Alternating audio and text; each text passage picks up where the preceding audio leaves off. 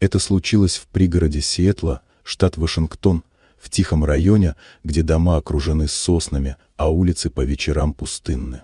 Алекс Стентон, известный в регионе предприниматель и миллионер, только что приобрел один из старейших особняков в округе. Дом был в запущенном состоянии, но Алекс увидел в нем потенциал, история, стиль, престиж. Он собирался въехать в него через неделю, как только закончится внутренняя отделка. На следующий день, ближе к вечеру, неподалеку от особняка, на тротуаре, сидел 10-летний мальчик по имени Томми. Его мать работала в круглосуточной закусочной, а сам он часто проводил время один, разгуливая по окрестностям. Они недавно переехали в город, и денег хватало лишь на съемную комнату в захудалом мотеле. Именно в тот вечер Томми стал свидетелем странной сцены. К особняку Алекса подъехала темно-серая машина без номеров. Из нее быстро вышли трое мужчин в масках и черной одежде.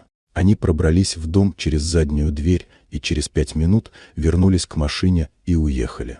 Томми все видел из-за кустов, спрятавшись, как только понял, что происходит что-то неладное. Он не знал, что именно задумали эти люди, но тревога, почти животная, заставила его бежать. Через полчаса у дома появился сам Алекс. Он приехал с архитектором осмотреть внутренние работы. В этот момент Томми подбежал, не зная, как правильно объяснить взрослым, что видел. Он не мог подобрать слов, только крикнул как смог, громко, на всю улицу: «Не заходи в тот дом!»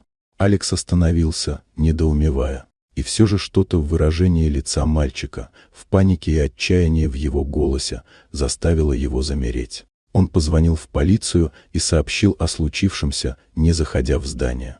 Когда прибыли саперы, они подтвердили худшее.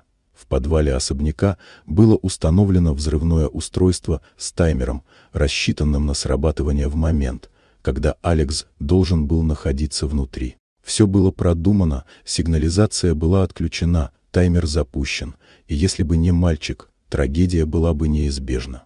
Расследование оказалось недолгим. Камеры на трассе зафиксировали машину без номеров. Полиция вышла на арендуемый гараж, где нашли доказательства и улики, ведущие к одному из ближайших партнеров Алекса, человеку, с которым он вел бизнес более 10 лет. Оказалось, что тот давно вынашивал план устранить Алекса, чтобы полностью завладеть компанией и ее активами.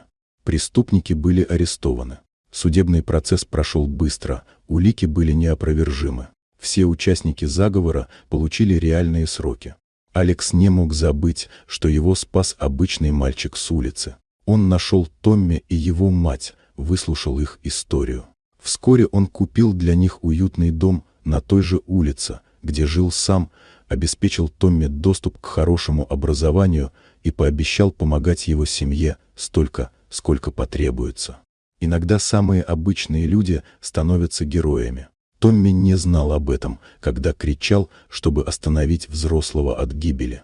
Он просто чувствовал, что должен что-то сделать, и сделал. Вот такая удивительная история. Дорогие друзья, если вам понравилось видео, поставьте лайк, а также подписывайтесь на канал, впереди еще много интересного.